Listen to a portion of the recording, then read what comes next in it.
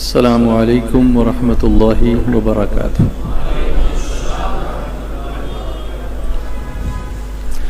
الحمد للہ رب العالمین والصلاة والسلام علی سیدنا و سید الانبیاء والمرسلین وعلی آلہ واصحابہ اجمعین، اما بعد فأعوذ باللہ من الشیطان الرجیم، بسم اللہ الرحمن الرحیم۔ قل ان كان آباؤكم وأبناؤكم وإخوانكم وأزواجكم وعشيرتكم وأموال اقترفتموها وتجارة تخشون كسادها ومساكن ترضونها أحب إليكم من الله ورسوله فتربصوا حتى يأتي الله بأمره، صدق الله العظيم وبلغنا رسول النبي الأمين المختار الكريم ونحن على ذلك لمن الشاهدين والشاكرين والحمد لله رب العالمين۔ شمع رسالت کے پروانوں، میرے پیارے آقا صلی اللہ علیہ وسلم کے پیارے دیوانوں، سب مل کر محبت کے ساتھ عشق رسول میں ڈوب کر پڑھیں الصلاۃ والسلام علیک یا رسول اللہ، الصلاۃ والسلام علیک یا حبیب اللہ، الصلاۃ والسلام علیک یا نبی اللہ وعلی آلک واصحابک یا نور اللہ۔ اللہم صل علی سیدنا و مولانا محمد عدد ما فی علم اللہ صلاة دائمة بدوام ملک اللہ۔ یہ درود شریف میں اکثر پڑھاتا رہتا ہوں، فضیلت بھی بتاتا ہوں کہ جو شخص اس کو ایک مرتبہ پڑھے اللہ تعالیٰ اسے 6 لاکھ درود شریف کا ثواب عطا فرمائے گا۔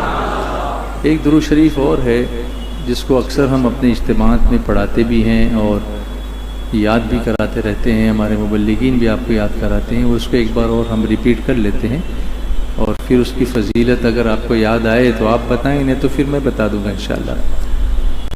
ویسے پہلے یہ پوچھ لوں کہ کیا آپ نے مسجد میں آتے وقت سنت اعتکاف کی نیت کر لی ہے؟ اگر نہیں تو اس کی عادت بنانی چاہیے، اور ابھی بول لیجئے نویت سنت الاعتکاف۔ یہ باتیں بظاہر چھوٹی چھوٹی لگتی ہیں لیکن بہت فائدے کی ہیں۔ جب بھی مسجد میں داخل ہوں تو نیت کریں کہ میں سنت اعتکاف کی نیت کرتا ہوں۔ اس سے فائدہ یہ ہوگا کہ جب تک مسجد میں رہیں گے اس وقت تک اللہ کے فرشتے ہمارے نامہ اعمال میں نیکیاں لکھتے رہیں گے انشاءاللہ۔ تو وہ درود شریف جو میں آپ کو یاد دلا رہا ہوں اس کو پڑھیے، اللہم صلی علی سیدنا و مولانا محمد وعلی آلہ وسلم۔ یہ یاد ہو جائے گا؟ کچھ یاد آیا آپ کو؟ اس سے پہلے میں نے پڑھایا، کئی مرتبہ پڑھایا، لیکن چونکہ ہم لوگ پریکٹس نہیں کرتے اور ہمیشہ اس کو یاد نہیں رکھتے ہیں، اس لیے پھر وہ ذہن سے نہیں رہتا، وہ ذہن میں۔ درود شریف بھولنے پر بھی وعید آئی ہے۔ میرے آقا صلی اللہ علیہ وسلم فرماتے ہیں جو مجھ پر درود پڑھنا بھول گیا وہ جنت کا راستہ بھول گیا۔ اللہ اکبر۔ اس لیے کثرت سے درود شریف پڑھنے کی عادت ہم کو بنانی چاہیے، اس سے ہمارے گناہ بھی معاف ہوتے ہیں، نیکیاں بھی ملتی ہیں، درجات بھی بلند ہوتے ہیں، اور روحانی پاکیزگی طاقت بھی ملتی ہے، اور خود رسول کریم صلی اللہ علیہ وسلم کی نظر عنایت بھی ہم پر ہوتی رہتی ہے۔ تو یہ درود شریف جو میں نے آپ کو سنایا اس کا پہلا حصہ تو وہی ہے، اللہم صلی علی سیدنا و مولانا محمد، پڑھیے، وعلی آلہ وسلم۔ اس کو پورا پڑھیں گے ایک ساتھ، اللہم صلی علی سیدنا و مولانا محمد وعلی آلہ وسلم۔ پھر سے ایک بار، اللہم صلی علی سیدنا و مولانا محمد وعلی آلہ وسلم۔ دیکھیے ہم یہاں آتے ہیں مرکز اسماعیل حبیب مسجد میں تو کچھ سیکھنے کی نیت سے آتے ہیں، اپنے اندر تبدیلیاں پیدا کرنے کے لیے، چینجز پیدا کرنے کے لیے، تو بیان سے بھی چینجز آتے ہیں، لیکن کچھ چیزیں اگر ہم یاد کرا دیتے ہیں، کچھ مسائل آپ کو سمجھا دیتے ہیں، تو وہ ایک الگ یاد بن جاتی ہے کہ ہاں میں اس اجتماع میں گیا تھا تو میں نے درود شریف سیکھا، فلاں دن کے اجتماع میں آیا تھا تو میں نے نماز کے مسائل سیکھے، قرآن شریف کی تجوید سیکھی۔ تو اس لیے بیچ بیچ میں کوشش یہ ہوتی ہے کہ اس طرح کی کچھ باتیں آپ کو یاد کرائی جائیں، سمجھایا جائے، تاکہ ایک یادگار آپ کو رہے کہ ہاں فلاں تاریخ کو ہم نے یہ سیکھا، اس اجتماع میں ہم نے یہ سیکھا، اس اجتماع میں ہم نے یہ سیکھا، اور پھر اس سیکھنے سکھانے کا سلسلہ آگے بڑھتا چلا جائے۔ اب اس درود شریف کی فضیلت میں آپ کو بتاؤں، میرے آقا صلی اللہ علیہ وسلم ارشاد فرماتے ہیں کہ جو شخص اس درود پاک کو بیٹھ کر پڑھے تو کھڑا ہونے سے پہلے، اور کھڑا ہو کر پڑھے تو بیٹھنے سے پہلے، اللہ تعالیٰ اس کے گناہوں کی بخشش فرما دیتا ہے۔ تو اٹھتے بیٹھتے اس درود شریف کو پڑھنے کی عادت بنانی چاہیے۔ پھر ایک بار اس کو ریپیٹ کر لیتے ہیں، میرے ساتھ پڑھیے، اللہم صلی علی سیدنا و مولانا محمد وعلی آلہ وسلم، انہی الفاظ میں پڑھنا ہے، وعلی آلہ وسلم، اللہم صلی علی سیدنا و مولانا محمد وعلی آلہ وسلم، یاد رہے گا انشاءاللہ۔ تو اٹھتے بیٹھتے اس کو پڑھتے رہیے۔ اب یہاں جب بھی اس قسم کے فضائل بیان ہوتے ہیں اور گناہوں کی معافی کی بات ہوتی ہے تو اس میں چھوٹے گناہ مراد ہوتے ہیں، جس کو صغیرہ گناہ کہا جاتا ہے، اور جو بڑے گناہ ہے، اللہ نہ کرے کبھی کسی سے ہو، تو اس کے لیے توبہ ضروری ہے کہ سچے دل سے اللہ کی بارگاہ میں توبہ کرے۔ اللہ گناہوں کو معاف کرنے والا ہے اور بخشنے والا ہے۔ بلکہ کبیرہ سے اگر کوئی بچتا رہے تو یوں دوسرے گناہ یوں ہی معاف کرنے کا بھی اللہ تبارک و تعالیٰ نے قرآن پاک میں فرمایا ہے، ان تجتنبوا کبائر ما تنہون عنہ نکفر عنکم سیئاتکم وندخلکم مدخلا کریما۔ اللہ تعالیٰ فرماتا ہے اگر بچتے رہو بڑے گناہوں سے، کبیرہ گناہوں سے، تو تمہارے دوسرے گناہ یعنی چھوٹے گناہ ہم یوں ہی معاف فرما دیں گے۔ تو کم سے کم اتنا تو ہم کریں کہ ہم بڑے گناہوں سے بچیں، اور سارے گناہوں سے بچنا چاہیے، مگر ایٹ لیسٹ فوکس یہ ہو خاص طور سے کہ بڑے گناہوں سے تو ہم کو بالکل بچنا ہی ہے۔ اور اس کو بچانے کا، اس سے بچنے کا بہترین طریقہ وہی ہے جو گزشتہ ہفتے میں نے ڈسکس کیا تھا آپ کے ساتھ، اور جو ٹاپک میں نے آپ سے ڈسکس کیا تھا وہ یہی ہے کہ ایمان یہ کہتا ہے میری جان ہے، اللہ کی سرتابہ قدم شان ہے یہ، انسان نہیں انسان وہ انسان ہے یہ، قرآن تو ایمان بتاتا ہے انہیں، اور ایمان یہ کہتا ہے میری جان ہے یہ۔ محبت رسول ہمارے ایمان کی جان ہے۔ ایک اور شعر آپ نے سنا ہوگا کہ محمد کی محبت صلی اللہ علیہ وسلم، محمد کی محبت دین حق کی شرط اول ہے، اسی میں ہو اگر خامی تو سب کچھ نامکمل ہے۔ اس کی طرف توجہ ہم کو دینی چاہیے کہ حضور کی محبت ہم میں کیسے پیدا ہوگی۔ سرکار علیہ الصلوۃ والتسلیم کی محبت ہوگی تو پھر نماز بھی بوجھنے لگے گی۔ دیکھو انسان جب کسی سے محبت کرتا ہے تو اس کے لیے کچھ بھی کرنے کو تیار ہو جاتا ہے۔ تو جب دنیاوی محبت کا یہ عالم ہے کہ دنیا میں کسی سے محبت ہو جائے تو پھر چاند تارے بھی لانے کو لوگ تیار ہو جائیں۔ تو اگر اپنے آقا سے سچی محبت ہو تو پھر کیا نہیں کرے گا اپنے آقا صلی اللہ علیہ وسلم کے لیے، اور پھر ان کے لیے اگر سب کچھ کرنے کو تیار ہو جائے تو اللہ کی کون سی رحمت ہے جو اس کو نہیں ملے گی۔ یقیناً اللہ تعالیٰ اس پر خوب کرم فرمائے گا۔ اب دیکھیے قرآن پاک کی ایک آیت میں آپ اسی کنٹینیوشن میں جو لاسٹ ویک کا ٹاپک تھا اس کو آگے بڑھاتے ہوئے میں ایک آیت آپ کو سناتا ہوں۔ اعوذ باللہ من الشیطان الرجیم، بسم اللہ الرحمن الرحیم، قل ان کان آباؤکم وابناؤکم واخوانکم وازواجکم وعشیرتکم وأموال اقترفتموها وتجارة تخشون كسادها ومساكن ترضونها أحب إليكم من الله ورسوله۔ سنیے کیا ہے، تم فرماؤ، اللہ تعالیٰ اپنے حبیب صلی اللہ علیہ وسلم سے فرما رہا ہے، تم فرماؤ اگر تمہارے باپ اور تمہارے بیٹے اور تمہارے بھائی اور تمہاری بیویاں اور تمہارا خاندان اور تمہاری کمائی کے مال اور وہ تجارت جس کے نقصان سے تم ڈرتے ہو اور تمہارے پسندیدہ مکانات تمہیں اللہ اور اس کے رسول سے اگر زیادہ محبوب ہیں. اب اتنی جن چیزوں کی لسٹنگ کی گئی ہے نا. قرآن ہے نا ایک ایسی کتاب ہے کہ وہ اگر شارٹ میں بھی بیان کرتا ہے نا قرآن پاک میں اللہ تعالیٰ, تو اس کی تفصیل کرتے کرتے عمریں گزر جاتی ہیں.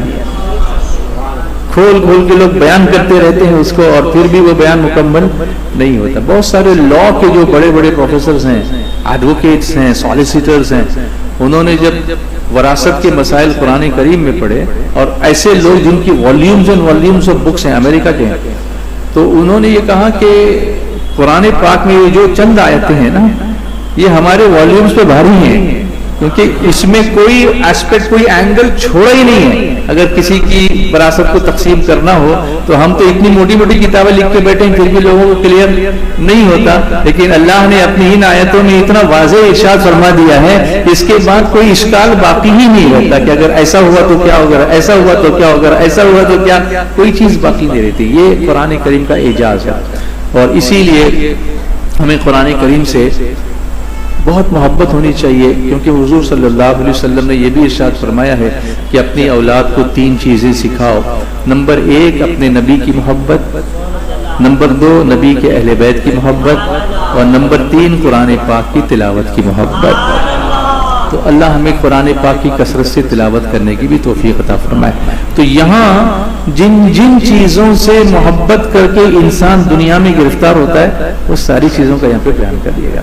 جیسے تمہارے باپ سے محبت ہے, تمہارے بیٹے یعنی اصل سے بھی محبت ہے اور نسل سے بھی محبت ہے, باپ سے بھی محبت ہے اور بیٹے سے بھی محبت ہے.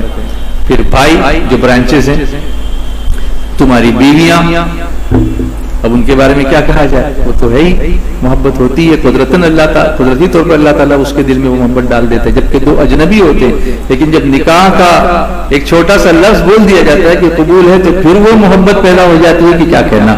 یہ بھی اللہ کی طرف سے ہوتی ہے, یہ بھی اللہ کی طرف سے ہے. تو بیویاں, پھر اس کے بعد بنتا ہے خاندان, ان سب لوگوں سے مل کے وہ, پھر اس کے بعد آتی ہے مال کی بات کہ تمہاری کمائی کے مال. پھر تجارت ہم کرتے ہیں, تو تجارت میں ہمیں ڈر ہوتا ہے نا کہ کہیں نقصان نہ ہو جائے. اور پھر رہنے کے لیے مکانات, ان ساری چیزوں سے انسان نیچرلی قدرتی طور پہ محبت کرتا ہے. مگر یہاں کیا فرمایا گیا, ان ساری چیزوں سے محبت ٹھیک ہے, یہ نیچرل ہے, مگر اگر اللہ اور اس کے رسول سے زیادہ اگر محبوب ہیں تو پھر انتظار کرو.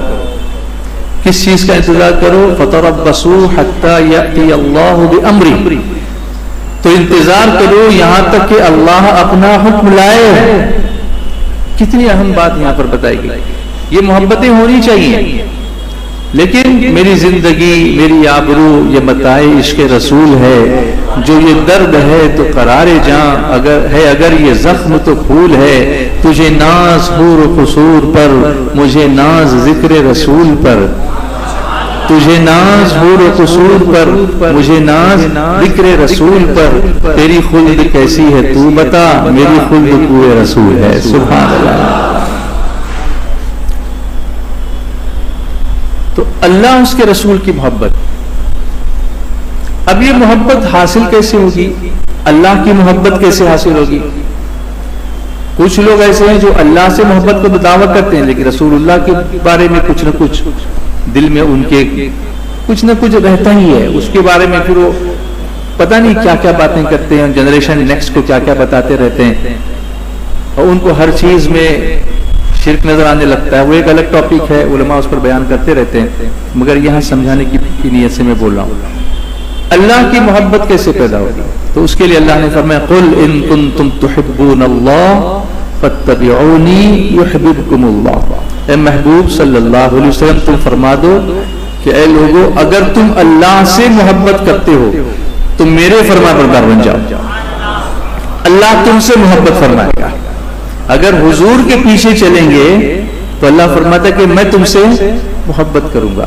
یعنی اگر اللہ کی محبت کا بھی دعویٰ ہے اور رسول اللہ کی اتباع سے اس کی دلیل نہیں پیش ہم کر پا رہے ہیں, تو کہیں نہ کہیں ہمارے عمل میں کمی ہے, اور اس کمی کو پورا کرنے کی ہمیں کوشش کرنی چاہیے. اب اس میں کیسا ہے, جیسے وہ استاد زمن کا ایک شعر مجھے یاد آتا ہے, وہ نعت ہے نا مشہور, دل درد سے بسمل کی طرح لوٹ رہا ہو،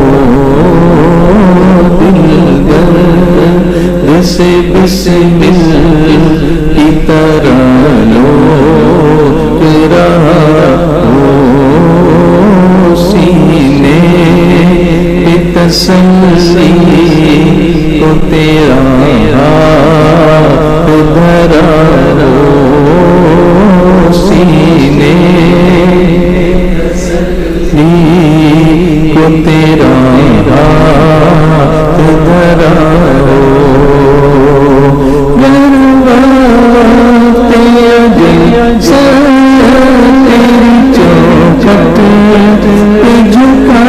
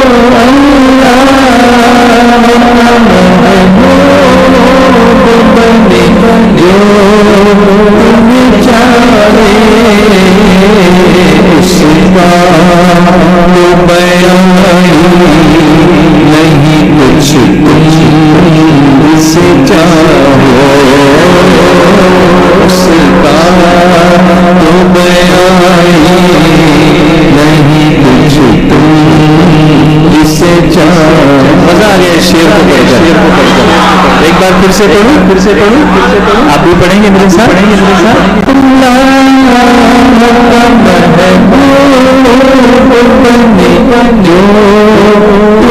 چاہے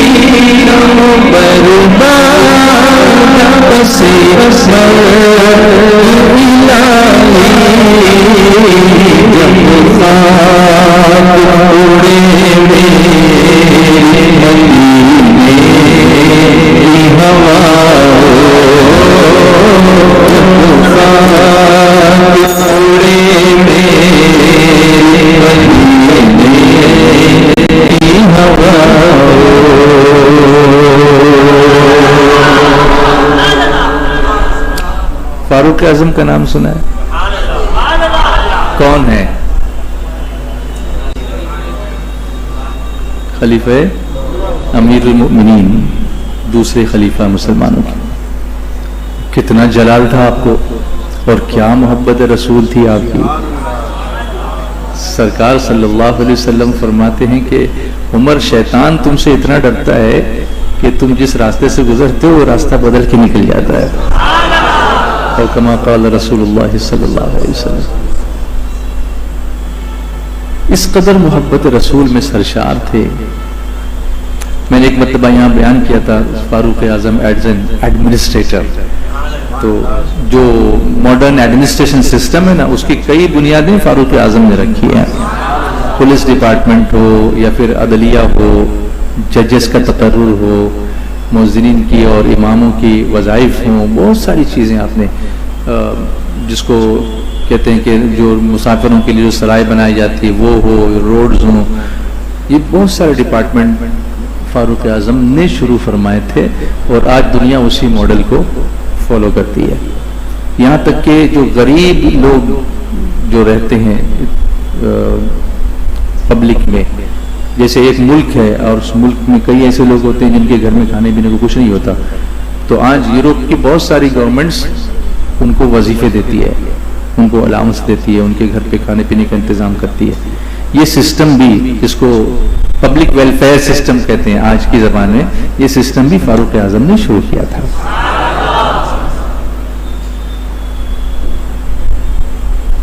انہوں نے میرے آقا صلی اللہ علیہ وسلم کی بارگاہ میں ایک مرتبہ عرض کیا. اب میں نے اس لیے بتایا کہ ایک مرتبہ ریفریش ہو جائے مائنڈ میں کہ مقام کیا ہے آپ کا. اس میں تو دو الفاظ میں تو کچھ ہوگا نہیں، لیکن ایک تھوڑا سا اندازہ ہے کہ کتنی عظیم شخصیت ہیں آپ. عشرہ مبشرہ میں ہیں وہ 10 صحابہ جن کو میرے آقا نے دنیا ہی میں جنت کی بشارت دے دی تھی، اس میں سے فاروق اعظم دوسرے ہیں. سبحان اللہ. بلکہ حضور کے پہلو میں آرام فرمانے والے بھی دوسرے ہیں. سبحان اللہ. وہ عمر جس کے اعداء پہ شیدا سقر، اعلیٰ حضرت فرماتے ہیں، یاد آ گیا شعر. سبحان اللہ. وہ عمر جس کے اعداء پہ شیدا سقر، اس خدا دوست حضرت پہ لاکھوں سلام. اعلیٰ حضرت کا سلام پڑھی 171 اشعار ہیں، 171. اور اس میں ایک خصوصیت جو میں نے محسوس کی وہی کہ حضور صلی اللہ علیہ وسلم کے بدن پاک کے مختلف ایک ایک عضو کو، اعضاء کو بیان کر کر کے ان کی خوبصورتی اور حسن کا بیان اعلیٰ حضرت نے فرمایا ہے. سبحان اللہ. وہ پڑھنے میں کچھ اور ہی مزہ آتا ہے. کچھ جھلک سناؤں آپ کو.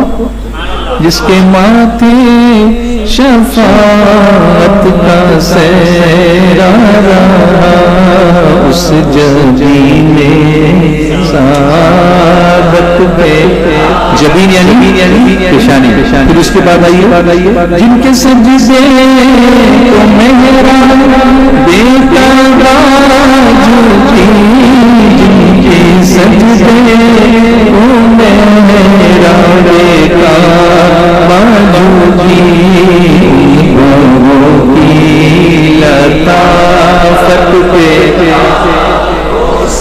اب نگاہوں کی طرف آئیے. جس طرف اٹھ گئی دم میں دم آ گیا، اس نگاہ عنایت پہ. حضور کا دیدار کرنا ہو یہ سلام پڑھ لو. سبحان اللہ. دور و نزدیک کے سننے والے وہ کان، دور و نزدیک کے سننے والے وہ کان.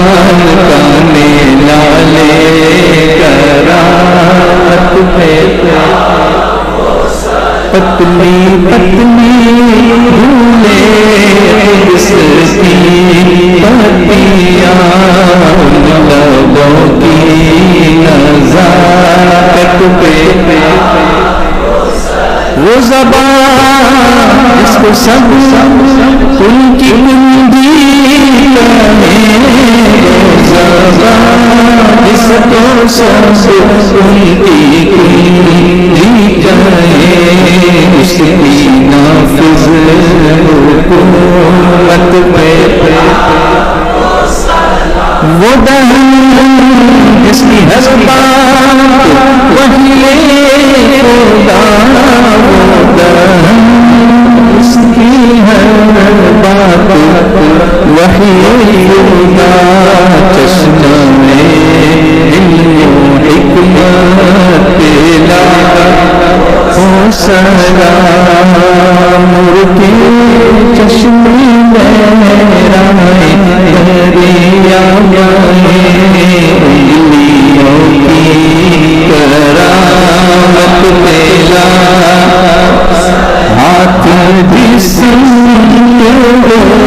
تاغنی کر دیا مجھے بحرے سماحت پلا سلام کھائی قربان میں خاک گزر کی قسم اس کفے پاکی حرمت پلا. اب میں اسی پہ پھر وقت ختم ہو جائے گا اس لیے، لیکن میں آپ کو یہ محبت رسول بڑھانے کا ایک طریقہ یہ بھی ہے ایمان یہ کہتا ہے میری جان. ان کی تصور میں لگے رہے، حضور کی لب مبارک کیسے تھے، حضور کی زلفیں کیسی تھی، حضور کا چہرہ مبارک کیسا تھا، حضور کی مبارک آنکھیں کیسی تھی، حضور کی زبان مبارک کیسی تھی. سبحان اللہ. بس اسی تصور میں گم رہے تو پھر کیا نظر آئے گا. اس طرح سے ہماری زندگی اگر اللہ گزارنے کے ہمیں توفیق عطا فرمائے تو ایمان یہ کہتا ہے میری جان. بولیے ایمان یہ کہتا ہے میری. تو فاروق اعظم نے ایک مرتبہ حضور صلی اللہ علیہ وسلم کی بارگاہ میں عرض کیا کہ یا رسول اللہ، ابھی محبت سے آواز آنی چاہیے، یا رسول اللہ صلی اللہ تعالی علیہ وآلہ وسلم،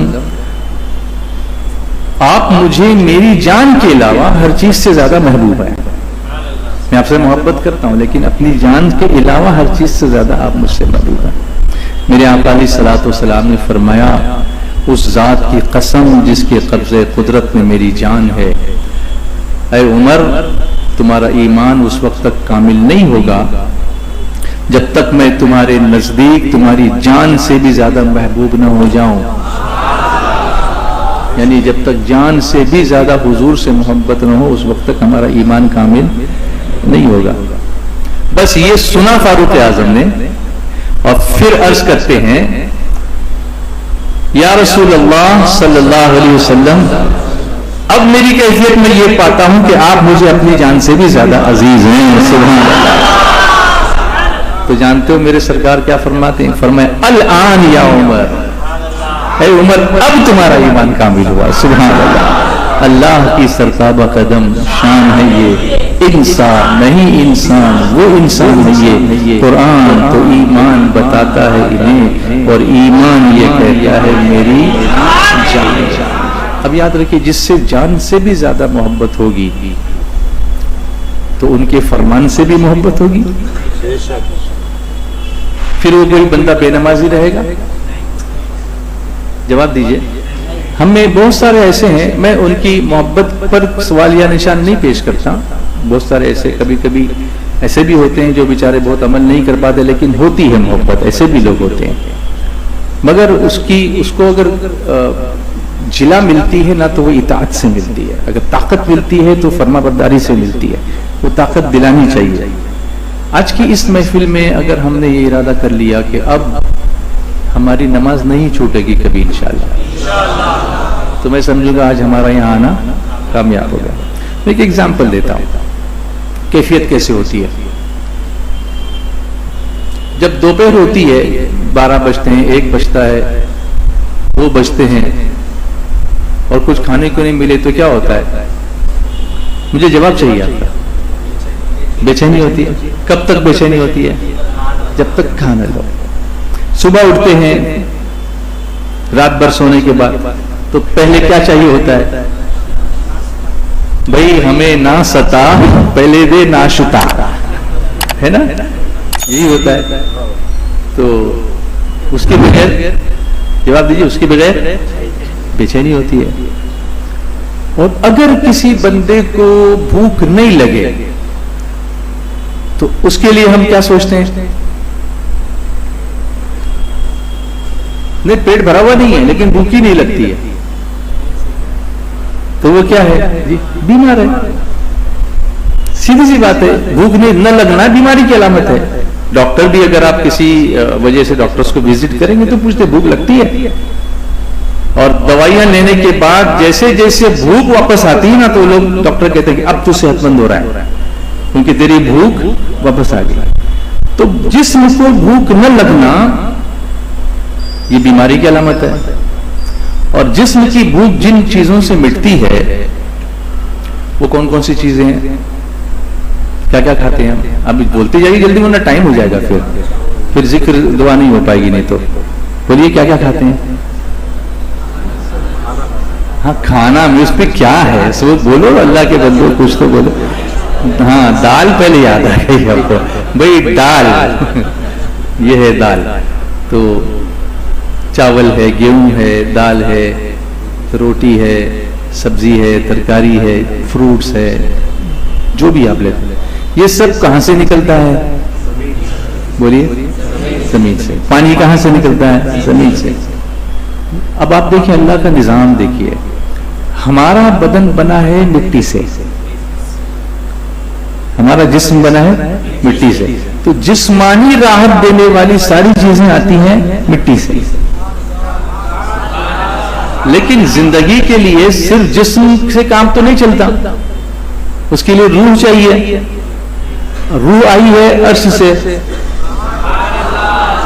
تو اب جو بدن جس کا بیمار ہو اور اس کو بھوک نہ لگے تو کہتے ہیں کہ بیمار ہے، اس کا علاج ہونا چاہیے. اور روح کے لیے جو غذا چاہیے وہ کہاں سے آتی ہے؟ جیسے نماز، قرآن، روزہ، درود، ذکر، سب کہاں سے؟ بولیے آسمان سے آئے نا. روح کی چیزیں وہاں سے آتی ہیں. اب اگر کسی کو نماز کی بھوک نہ لگے، مثال کے طور بول رہا ہوں، تو وہ کیا ہوگا؟ بیمار ہے نا. تو کیا ہم کو بیمار رہنا پسند ہوگا؟ اس کا علاج کرنا پڑے گا. اور اس کا علاج ایک یہ ہے کہ ہم کثرت سے استغفار کریں، اللہ کی بارگاہ میں کثرت سے استغفار کریں. اور یہ بھی یاد رکھیں کہ اگر کوئی بندہ توبہ کر لے اور نیک بن جائے تو پھر اس کو اس کی پرانی زندگی یاد دلا کے شرم دلانا یہ بہت خطرناک ہے. ایک حدیث پاک جس کا مفہوم میں عرض کرتا ہوں کہ اگر کوئی بندہ توبہ کر لے اور اگر کوئی دوسرا بندہ اس کو اس کی پرانی جو گناہوں والی زندگی یاد دلا دلا کے آر دلائے، اس کو شرم دلائے، تو وہ جو بندہ ہے نا جو اس کو شرم دلا رہا ہے وہ اس وقت تک نہیں مرے گا جب تک کہ وہ خود اس گناہ میں نہیں پڑے گا. اس لیے اگر کوئی توبہ کر لے تو اس کے پیچھے نہیں پڑے، کیونکہ اللہ توبہ کرنے والوں کو پسند فرماتا ہے. اللہ ہم سب کو سچی توبہ کرنے کی توفیق عطا فرمائے.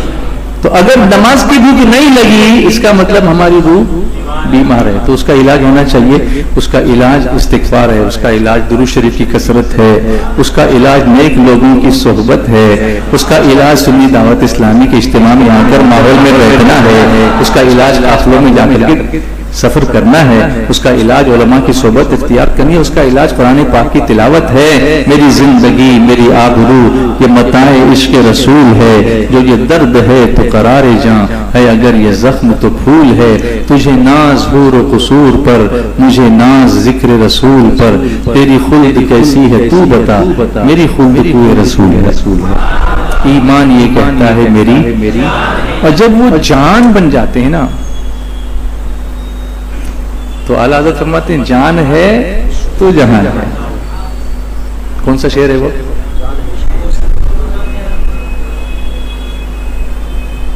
نہیں، جان عشق مصطفیٰ وہ الگ شعر ہے. وہ جو نہ تھے تو کچھ نہ تھا، وہ جو نہ ہو تو کچھ نہ ہو، جان ہے وہ جہان کی، جان ہے تو جہان ہے. سبحان اللہ بھی بولیے نا ساتھ میں. جان ہے تو جہان ہے. تو حضور اگر ہماری جان سے زیادہ پیارے ہم سے ہوتے ہیں، ہمیں ہو گئے، تو اب ہمارے اندر جان آ جائے. اب جان آئے. اللہ اس کی توفیق ہمیں عطا فرمائے. اب اس میں کبھی کبھی یہ ہوتا ہے کہ کچھ رکاوٹیں ایسی آتی ہیں جو ٹیکنیکل ہوتی ہیں رکاوٹیں.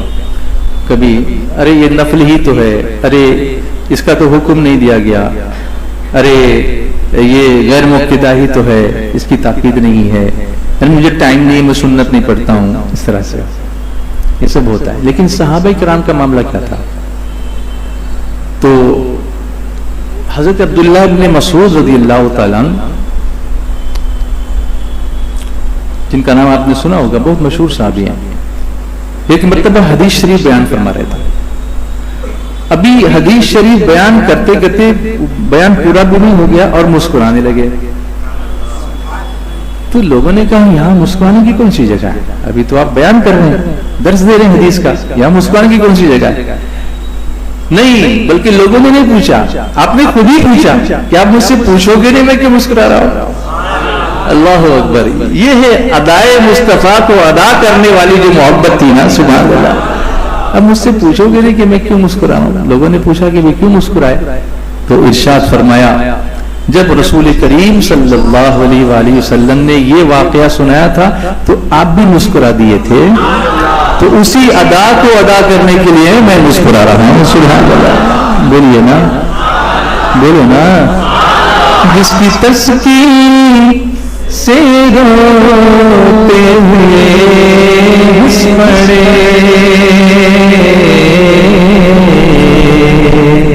اس تبسم کی عادت پہ لاکھوں سلام مصطفیٰ.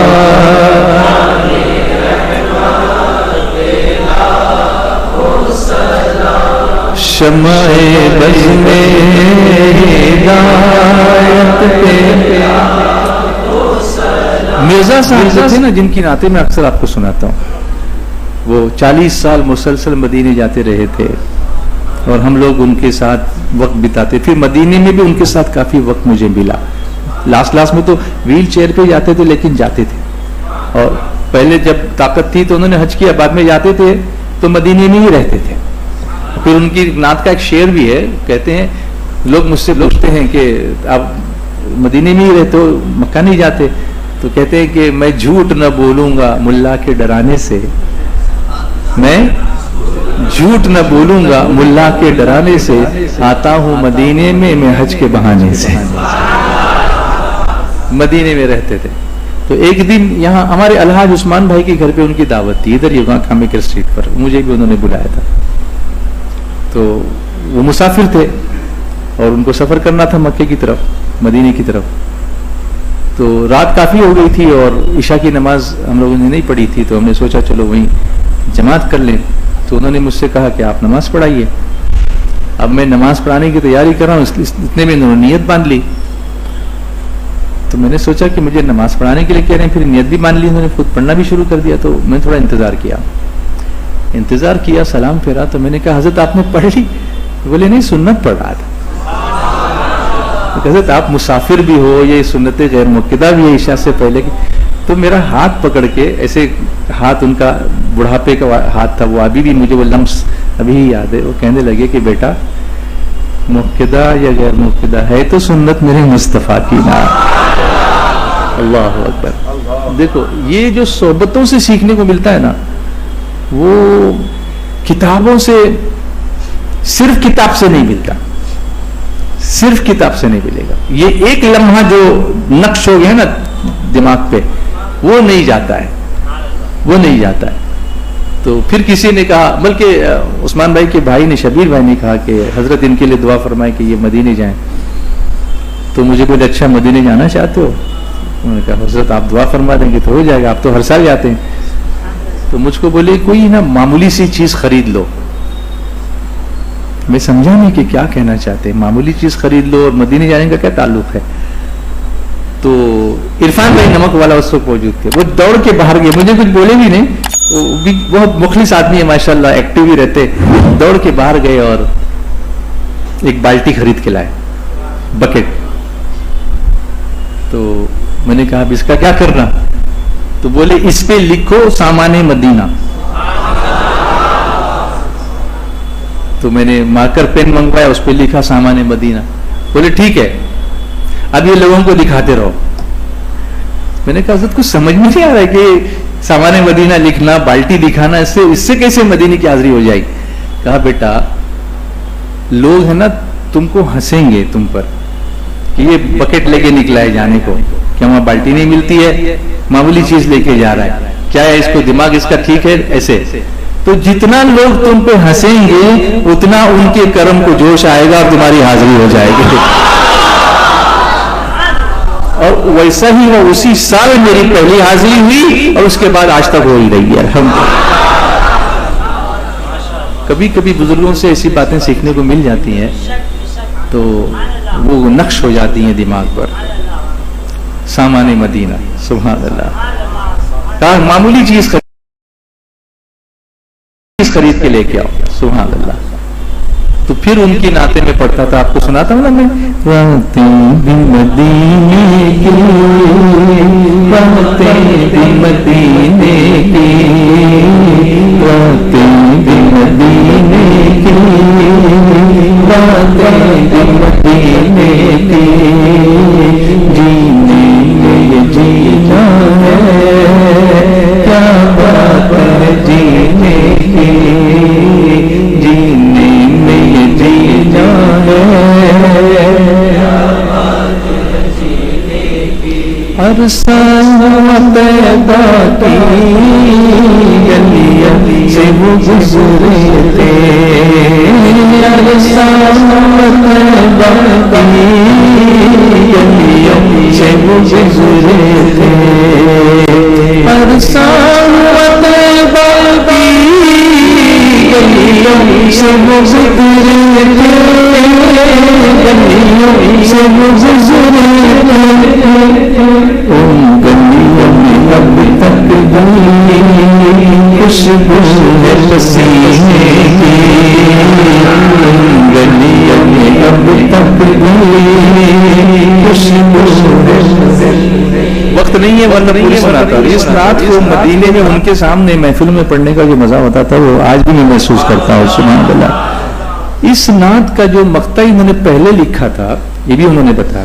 خود مدینہ حضرت علامہ ضیاء الدین مدنی رحمۃ اللہ علیہ جو اعلیٰ حضرت امام اہل سنت کے خلیفہ اور مدینے میں مقیم تھے, ان کے گھر پہ محفلیں ہوا کرتی تھی. میں نے ان کو تو نہیں دیکھا لیکن ان کے فرزند شیخ فضل الرحمان صاحب سے ہماری بہت محبت والا معاملہ تھا. ان کے گھر پہ جاتے تھے, نعتیں پڑھتے تھے. سبحان اللہ. حضرت امیر سنی دعوت اسلامی بھی جاتے تھے اور ان کا ایک سٹائل تھا بات کرنے کا کہ حضرت سے وہ کہتے تھے محمد شاکر نوری پڑھو, نوری یعنی مفتی اعظم کا کلام پڑھو. سبحان اللہ. تو پھر میں بھی پڑھتا تھا, حضرت بھی پڑھتے تھے اور وہ دن ہی کچھ اور تھے. اللہ اکبر. اللہ سب کو مدینے کی حاضری نصیب فرمائے. تو یہ سب حضور کی محبت کی باتیں میں آپ کو بتا رہا ہوں. ایمان یہ کہتا ہے میری جان. یہ نعت لکھی نا انہوں نے, مقطع میں یہ لکھا تھا کہ ہر سال مدینے میں مرزا کو بلاتے ہیں. بولیے, ہر سال مدینے میں مرزا کو بلاتے ہیں. پھر دوسرا مصرع لکھا تھا کچھ بات پسند ان کو آئی ہے کمینے کی. تو انہوں نے سوچا کہ میں نے بہت اچھا لکھا ہے, اور ہر شاعر یہی سوچتا ہے. قطب مدینہ علامہ ضیاء الدین مدنی رحمۃ اللہ علیہ کی بارگاہ میں یہ نعت انہوں نے پیش کی. انہوں نے خود مجھے بتایا تھا یہ واقعہ. تو حضرت نے بہت پسند فرمایا, لیکن جب مقطع سنا نا, مقطع سنا تو کہنے لگے مرزا صاحب یہ آپ نے کیا غضب کر دیا. کہا حضور کیا ہوا, کچھ غلطی ہو گئی. کہا تم یہ سمجھتے ہو کہ تمہارا کوئی عمل اتنا اچھا ہے کہ حضور کو پسند آئے گا تو بلائیں گے. اپنے کو سمجھتے کیا ہو, اپنی طرف نسبت کرو کہ اپنا عمل پسند آ گیا تو حضور بلا رہے. نہیں, ایسا مت کرو, اس کو چینج کرو, اس کو بدلو. فرماتے ہیں کہ پھر میں نے اس کو بدلا اور پھر یہ لکھا کہ ہر سال مدینے میں مرزا کو بلاتے ہیں، اس طرح جگاتے ہیں تقدیر کمی نہیں کی۔ تو کہا اب ٹھیک ہوا۔ یہ سب سیکھنے کو ملتا ہے جب ہم بزرگوں کی صحبتوں میں بیٹھتے ہیں، اور اس سے محبت رسول میں بہت اضافہ ہوتا ہے۔ اس لیے آیا کرو یہاں، حضرت کی صحبت میں بیٹھا کرو، یہاں تھوڑا وقت گزارا کرو، علماء کے ساتھ بیٹھا کرو۔ میری زندگی میری آبرو یہ متاع عشق رسول ہے، جو یہ درد ہے تو قرار جاں ہے، اگر یہ زخم تو پھول ہے، تجھے ناز نور و قصور پر، مجھے ناز ذکر رسول پر، تیری خلد کیسی ہے تو بتا، میری خلد کوئے رسول ہے۔ سیدنا بلال حبشی رضی اللہ تعالیٰ، کتنی محبت تھی میرے آقا سے۔ جب حضور صلی اللہ علیہ وسلم کا وصال ہوا تو مدینے کی گلیوں کو دیکھ دیکھ کے رویا کرتے تھے، یہاں میرے آقا بیٹھتے تھے، یہاں میرے آقا چلتے تھے، یہاں میرے آقا مسکراتے تھے، یہاں میرے آقا تشریف فرما ہوتے تھے، یہاں میرے آقا کھانا تناول فرماتے تھے۔ اتنے غمزدہ ہوئے کہ مدینے سے نکل گئے اور حلب کی طرف شام میں ایک شہر ہے وہاں چلے گئے۔ کہا حضور کے بغیر مدینہ سونا لگتا ہے، حضور کو مدینے میں دیکھا ان کو تو چڑھ پائے گی نا وہ یاد، اس مقام پر تھے وہ عشق کے کہ چلے گئے۔ ایک عرصہ گزرا، رات میں بلال حبشی سوئے تو میرے آقا ان کی خواب میں تشریف لائے اور ارشاد فرماتے ہیں بلال یہ کیا بات ہوئی کہ تم ہماری زیارت کے لیے بھی نہیں آتے؟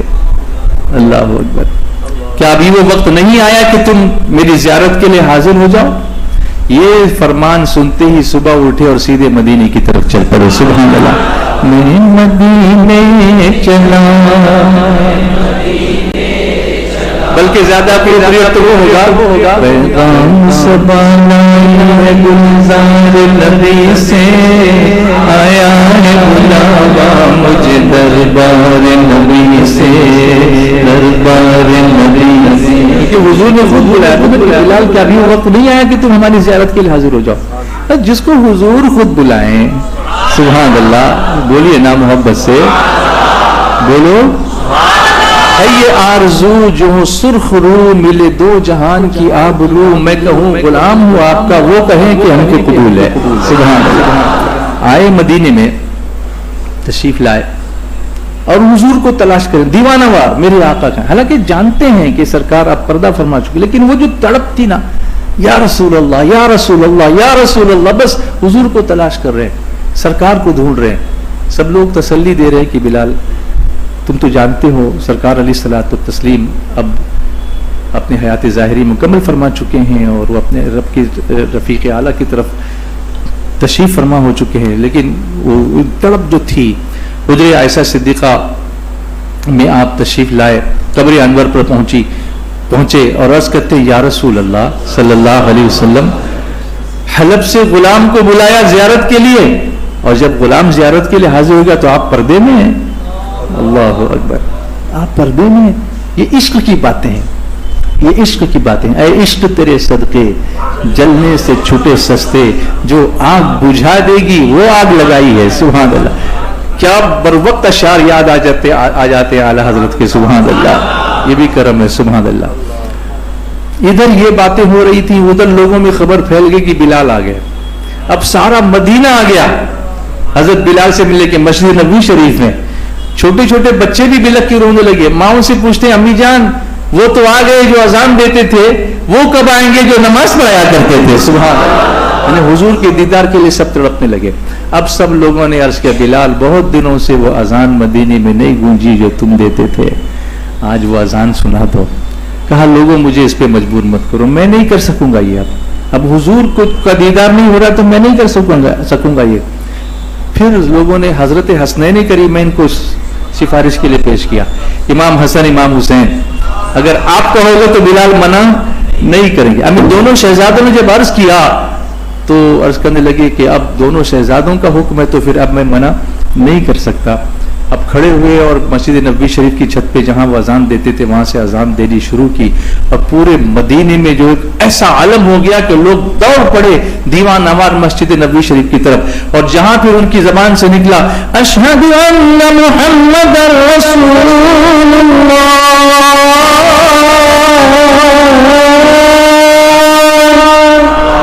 تو پلٹ کے دیکھا اس طرف جہاں رسول اللہ تشریف فرما ہوا کرتے تھے، لیکن آج آمینہ کا لال وہاں پر نہیں ہے، آج مقام قاب قوسین والا وہاں پر نہیں ہے، آج اللہ کے رسول صلی اللہ علیہ وسلم کا دیدار وہاں پر نہیں ہو رہا ہے۔ بلال حبشی پر بے ہوشی طاری ہو جاتی ہے، اذان مکمل نہیں کر سکتے، بے ہوش ہو کے گر جاتے ہیں، جب ہوش آتا ہے تو واپس اپنے گھر کی طرف روانہ ہو جاتے ہیں۔ ایمان یہ کہتا ہے میری جان ہے۔ اب ہر چیز پر ریفرنس مانگنے والوں سے یہ پوچھو کہ حضرت بلال سے یہ کس نے کہا تھا کہ مدینہ چھوڑ کے جائے؟ یہ تو محبت رسول ہے نا، ان کا انداز تھا اس محبت کو کے اظہار کرنے کا۔ اللہ ہمیں اس محبت کا صدقہ عطا فرما دے۔ تو مزید ابھی اس میں اور گنجائش تو بہت کچھ بولنے کی ہے، لیکن آخری بات عرض کر کے مکمل کرتا ہوں، مختصر پھر ذکر دعا بھی کر لیتے ہیں انشاءاللہ۔ جب آخری وقت آیا حضرت بلال کا رضی اللہ تعالیٰ عنہ، تو آپ کی جو زوجہ تھی روتے ہوئے کہنے لگی واہ حزنا، ایک عرب کا ایک طریقہ تھا اپنے غم کا اظہار کرنے کا، اے غم کی بات، مطلب یہ کیسا غم کا موقع آ گیا۔ تو حضرت بلال نے ان کو تسلی دی، انتقال ہونے والا ہے، اور تسلی اپنی بیوی کو دے رہے ہیں، فرماتے ہیں واہ طربا، یہ غم کا موقع نہیں ہے، یہ تو خوشی کا موقع ہے۔ کیسے خوشی کا موقع ہے؟ کہا کہ کل ہم اپنے آقا سے ملاقات کریں گے اور آپ کے دوستوں سے ملاقات کرنے والے ہیں۔ سبحان اللہ، اللہ کی سرتابہ قدم شان ہے یہ، انسان نہیں انسان وہ انسان ہے یہ، قرآن تو ایمان بتاتا ہے انہیں اور ایمان یہ کہتا ہے میری جان ہے۔ تو عمل کریں گے انشاءاللہ، اللہ مجھے بھی عمل کی توفیق عطا فرمائے، آپ سب کو عمل کی توفیق عطا فرمائے، اور نماز کی بھوک لگے گی انشاءاللہ۔ بیمار تو نہیں رہو گے؟ بولو پکا وعدہ ہے؟ جتنے یہاں آئے ہیں سب ایک بار پھر سے اس وعدے کی تجدید کریں کہ انشاءاللہ 5 وقت کی نماز پابندی سے ادا کریں گے۔ میرا ہاتھ تو درد ہو رہا ہے، آپ لوگوں کا تو نہیں ہو رہا ہے نا؟ بولیے انشاءاللہ نماز کی پابندی کریں گے اور سنتوں پر بھی عمل کریں گے۔ ایک زمانہ ہوتا تھا جب میں داڑھی رکھنے کے لیے ہاتھ اٹھواتا تھا، کیا اس کو بھی ایک بار کر لیا جائے آج پھر سے؟ کتنے لوگ چہرے پہ داڑھی سجائیں گے انشاءاللہ محبت رسول میں؟ لوگوں نے گردنیں دی ہیں، ہم اپنے بال نہیں چھوڑ سکتے، کیسے افسوس کی بات ہے، لیکن آپ کریں گے انشاءاللہ۔ اللہ تعالیٰ سلامت رکھے اور ہمیں مدینے کی حاضری نصیب فرمائے۔ السلام علیکم ورحمۃ اللہ وبرکاتہ۔